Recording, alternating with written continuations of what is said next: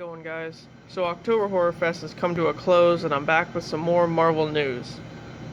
It looks like Phase 4 of the MCU will kick off with WandaVision, which will go to Disney Plus next month.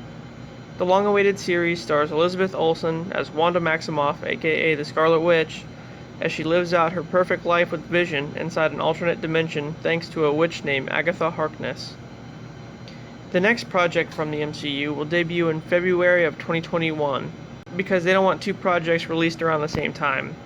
Of course, I'm talking about Black Widow, the solo film of one of the original Avengers, taking place in between Civil War and Infinity War, where she goes to visit some ghosts from her past. This is the same month that they'll begin production on She-Hulk, which has landed Kat Cairo as director.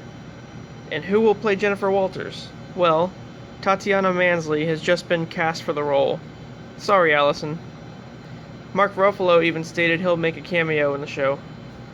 Well, he kinda has to, seeing as to how his gamma blood gives her the powers in the first place.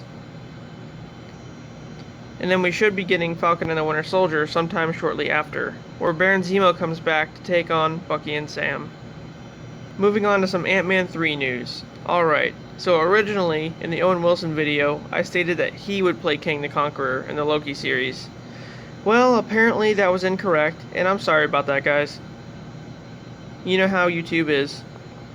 But Marvel just announced that Lovecraft Country's Jonathan Majors has been cast as a major role in Ant-Man 3, and while it's still uncertain who he'll play, sources surrounding Marvel claim it to be Kang. So wait, what about MODOK then? Well, actually this film might have two villains. And if you watch my other Ant-Man 3 videos, or you're just a Marvel fan in general, you'll know that the Fantastic Four is set to debut in the film as well, with Kang being a distant relative of Reed Richards. So that'll tie in pretty nicely.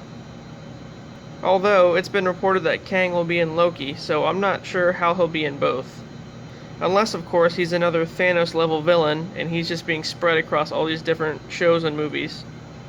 Either way, Ant-Man 3 is now reported being just as large-scale as Civil War was, and could feature most of the Avengers. Well, I would assume that it would, if it has Kang and MODOK.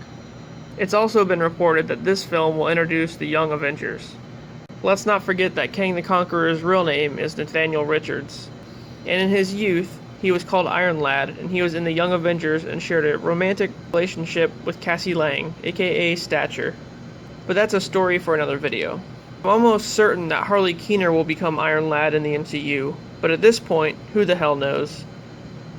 Other members of the Young Avengers are Wiccan and Speed, both showing up in WandaVision, and Kate Bishop, the new Hawkeye, who will debut in, well, Hawkeye.